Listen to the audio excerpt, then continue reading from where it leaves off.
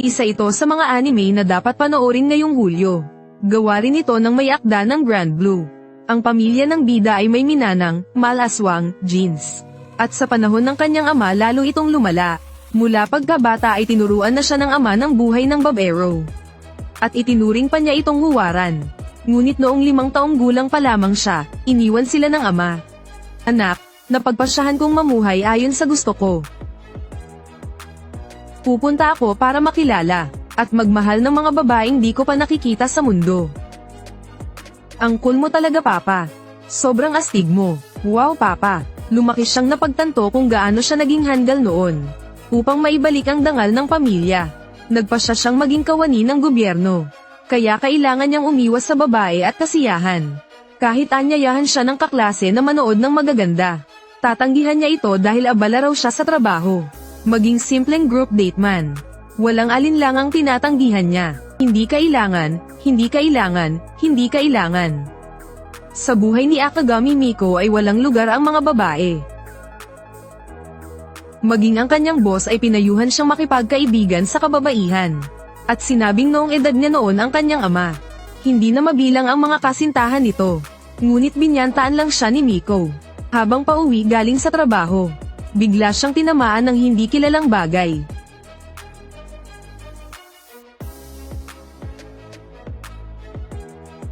Saan galing ang sako ng bigas na ito? Lumabas ang isang dalagang may kakaibang lakas. Napatigil si Miko sa kinatatayuan niya. At napatitig sa dalagang nasa harapan niya. Paulit-ulit siyang tinatanong ng dalaga kung nasaktan siya. Ngunit hindi siya makasagot. Mukhang nagising ang dugo ng kanilang pamilya. Ginamit niya ang natitirang lakas ng isip para pigilan iyon. At mabilis na umalis na parang walang nangyari. Mahigpit niyang pinigilan ang sarili sa daan.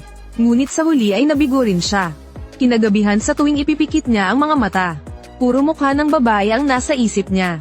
Kinabukasan, bigla na lang siyang nanood ng mga babae sa athletics club. At kusa pang sumali sa group date. Talagang tuluyan na siyang nagpakawala. Ano ba itong ginagawa ko? Na-inlove ako sa kanya sa unang tingin. Ngayon siya lang ang laman ng isip ko araw-araw. Parang alon ng mga makamundong tukso na dumarating sa akin.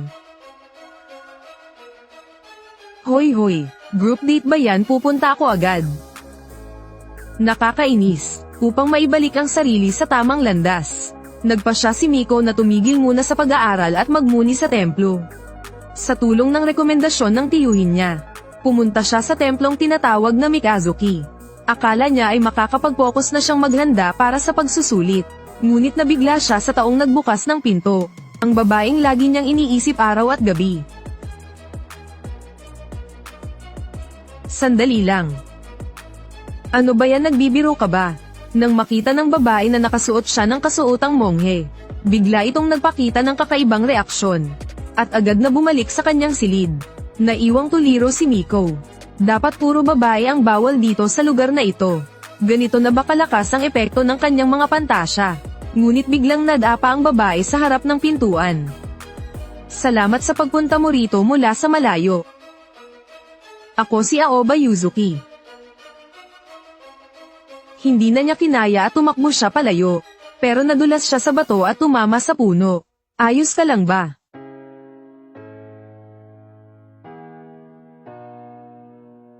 Hindi pwede ganito, hindi pwede. Kaya ko pang pigilan sarili ko. Pero kapag ganito kasi, pasensya na, ang kimono ko ay medyo hindi ko pwedeng tingnan. Kailangan kong umalis dito agad. Gusto kita, pakasalan mo ako. Ha, pagpasok ni Miko sa loob ay lalong naguluhan siya.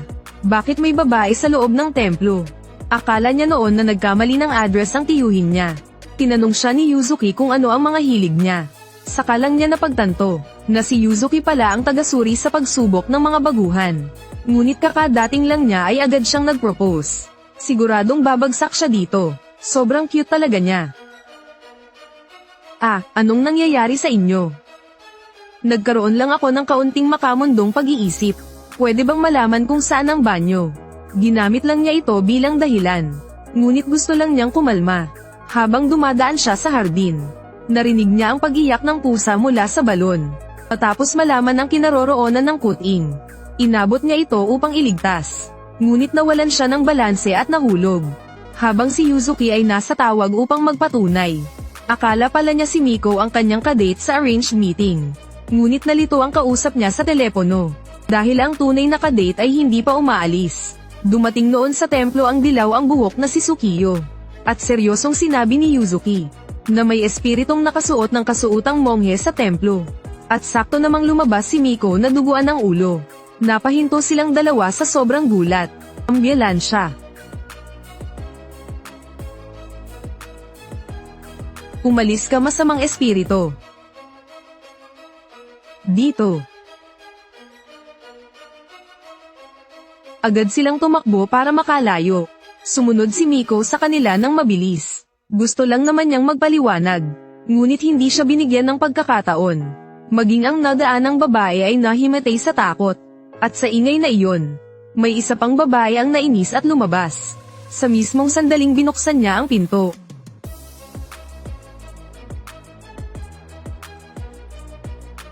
Ano ang nangyari? Natapos lang ang kaguluhan nang dumating ang punong madre. Ipinaliwanag niya sa lahat ang dahilan ng pagpunta ni Miko. Nakalimutan lang niyang ipaalam bago siya umalis. May kasalanan din ang tiyuhin ni Miko. Dahil hindi niya alam na ito ay kumbento ng mga madre. Kaya nagkaroon ng ganitong kaguluhan. Humingi ng paumanhin si Yuzuki sa kanya. Ngunit ayaw pa rin siyang patawarin ng dalawa. Kaya iminungkahi ng punong madre na manatili na lang siya. At magsilbing libreng manggagawa. Tuwang-tuwa ang mga babae nang marinig iyon. Ngunit may ilan pa ring hindi sang-ayon. Makikitira tayo kasama ang isang lalaki. Sige na itigil na yan. Upang hindi magdulot ng dagdag abala. Tinanggihan ni Miko ang alok ng punong madre. Habang nag-iisa siyang naghihintay ng bus. Biglang lumitaw si Yuzuki sa kanyang likuran. Pagtingin niya sa oras ng biyahe. Lumampas na pala ang huling bus. Kaya inalok niyang doon muna magpalipas si Miko. Nagpasalamat si Miko sa kabutihan niya. Pagkatapos ay nagpakilala silang dalawa ng formal. Nang marinig ni Yuzuki ang apelyido ni Miko ay natahimik siya. Akagami, hindi kaya. Ang 2 milyong utang na iniwan ng ama ko. Babayaran ko iyon kahit kapalit ang buhay ko. Pasensya na talaga sa abalang naidulot ko. Sige na, kalma lang, kalma. Matapos magpulong ang mga madre, napagdesisyonan nilang bayaran niya ang utang gamit ang katawan niya. Hindi ganun. Ang ibig kong sabihin ay magtrabaho siya dito bilang kabayaran. Ngunit tutol pa rin ang ilang madre. Kaya kinausap sila ni Yuzuki ng mahinahon. Ngunit pumayag lang sila sa salita. Palihim nilang pinag-usapan kung paano siya paaalisin. At natuwa ang punong madre sa kanilang usapan.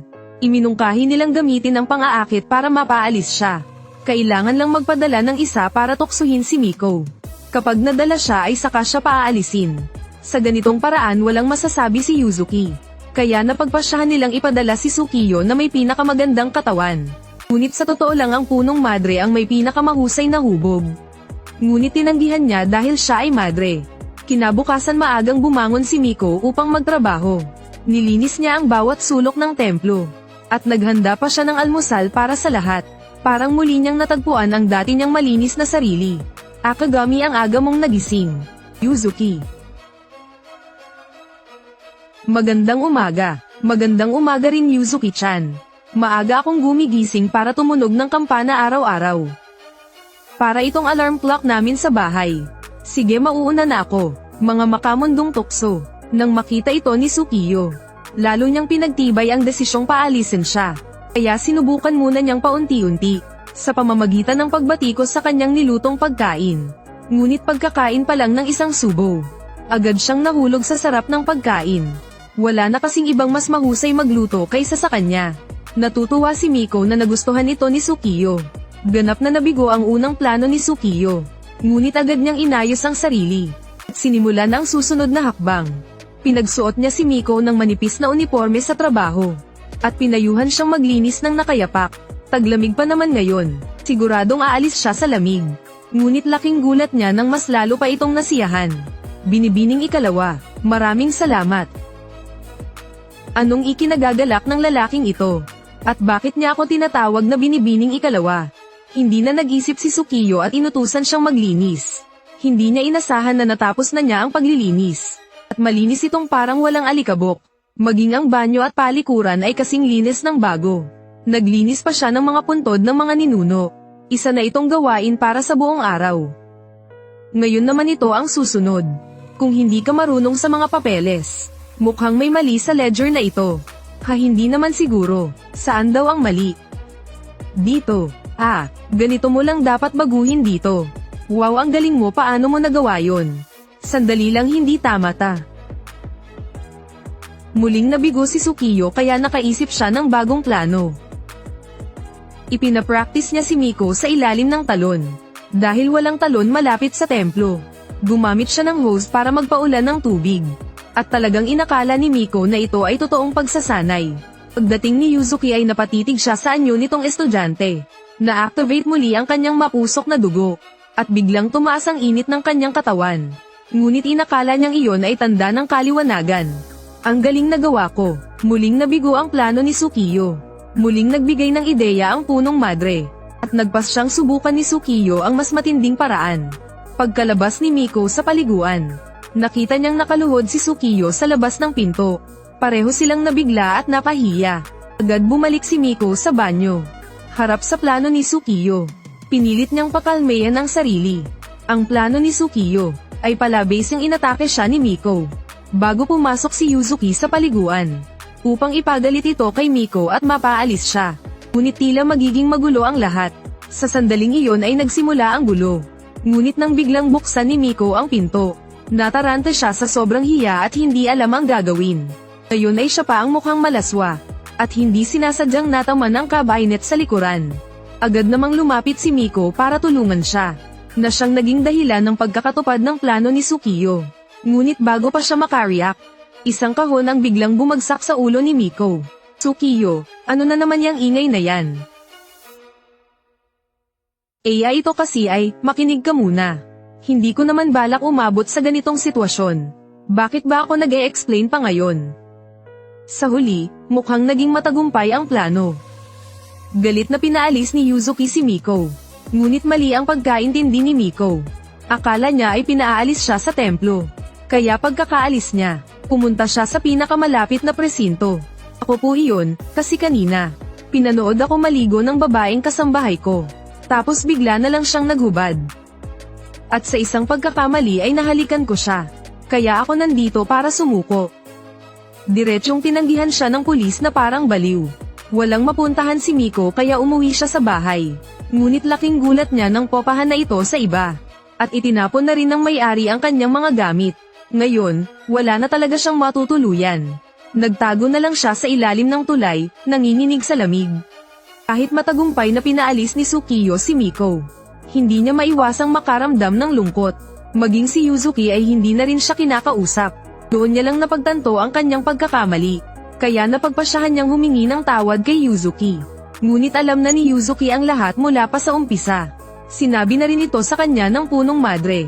Nang malaman nilang umalis na si Miko, nagpasya silang hanapin siya. Ngunit sa oras na iyon, plano na ni Miko ibenta ang sariling laman para makabayad.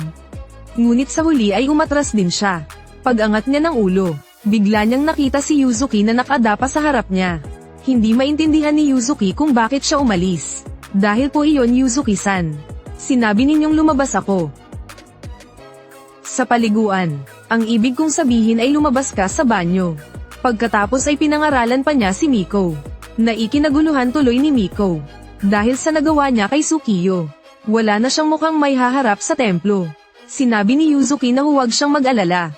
Dahil naroon mismo si Sukiyo sa likod niya. Bago pa makapagsalita si Miko, aminado agad si Sukiyo na sinetap niya ito. At pinatawad niya si Miko sa nangyari. Pagkatapos ay iniabot niya ang isang papel na may nakasulat na mensahe. Iyon ang unang halik ko.